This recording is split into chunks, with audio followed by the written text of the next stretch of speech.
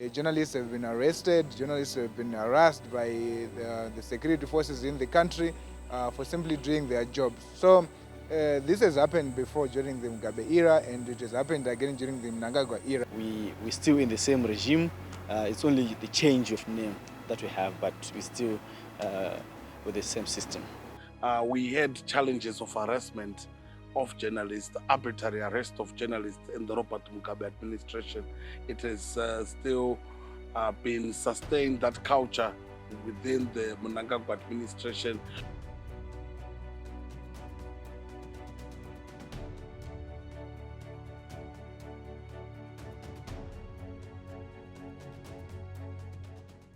We are coming from somewhere.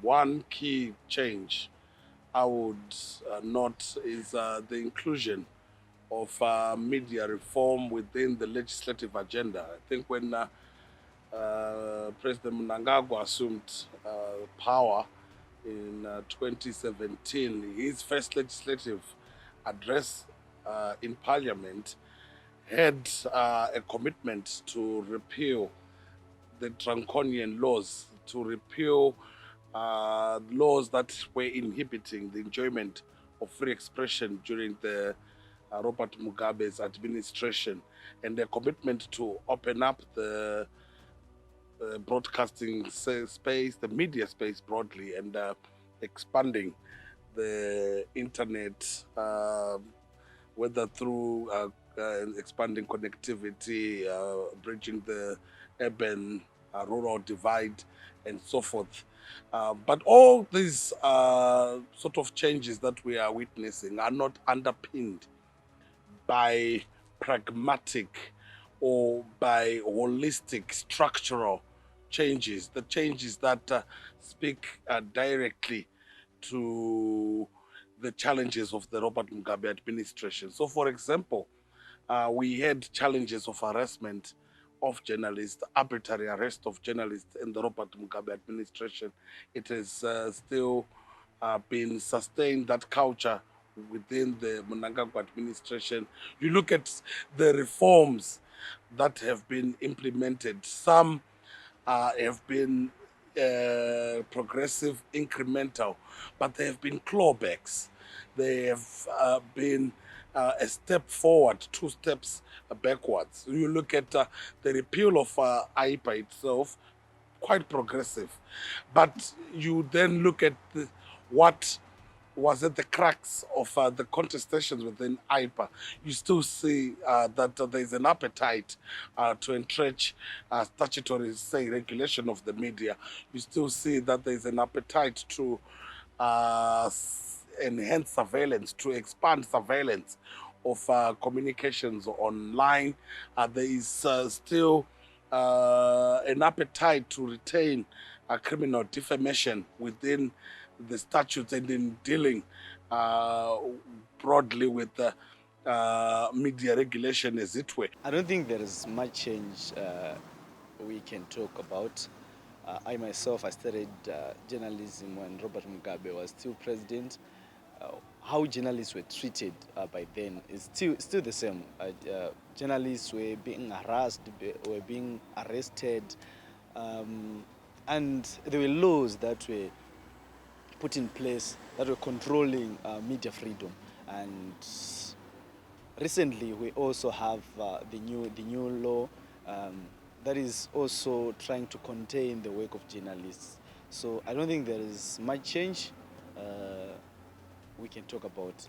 The police and state agents, they do harass journalists, they do harass media practitioners willy-nilly. So I think we have to have a culture of tolerating media practitioners or content creators. I wouldn't say there's been like a lot of change between the two administrations. Of course, there is an illusion that is there of some media reforms coming into place during the Emmerson Mnangagwa regime. But these laws still leave a lot to be desired when it comes to content creation and freedom of information, freedom of the media, and operation of journalists in Zimbabwe.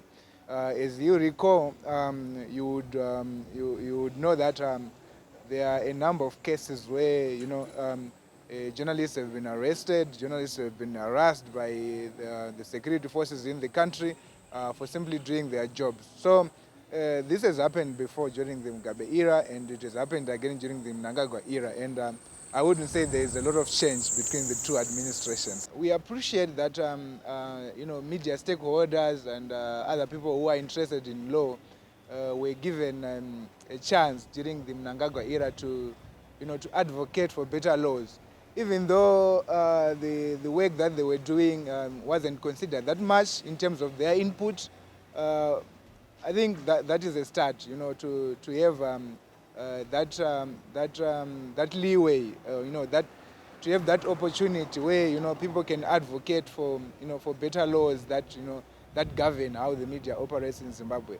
But at the same time, the economy affects every sector of the country, and there's still a lot that needs to be done in terms of improving the capacity of journalists, improving the capacity of media practitioners in Zimbabwe. It is important that we do away with provisions, particularly within the Data Protection Act, that seem to suggest a retention of criminal defamation. We need a democratic internet regulatory framework which is underpinned by the need to secure citizens' communication online, that is underpinned to ensuring safeguards in terms of citizens' communications, in terms of citizens' personal information, in terms of cyber security. We need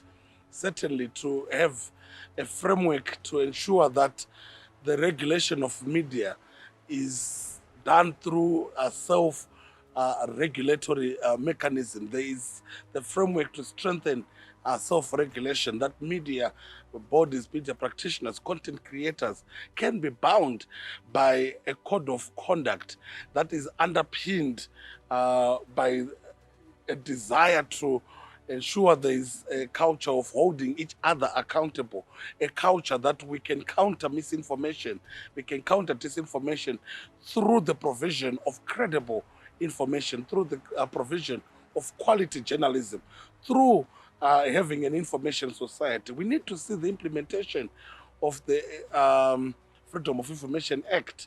It is one step towards ensuring a culture of transparency. It is one step towards ensuring that the right pursues the citizen.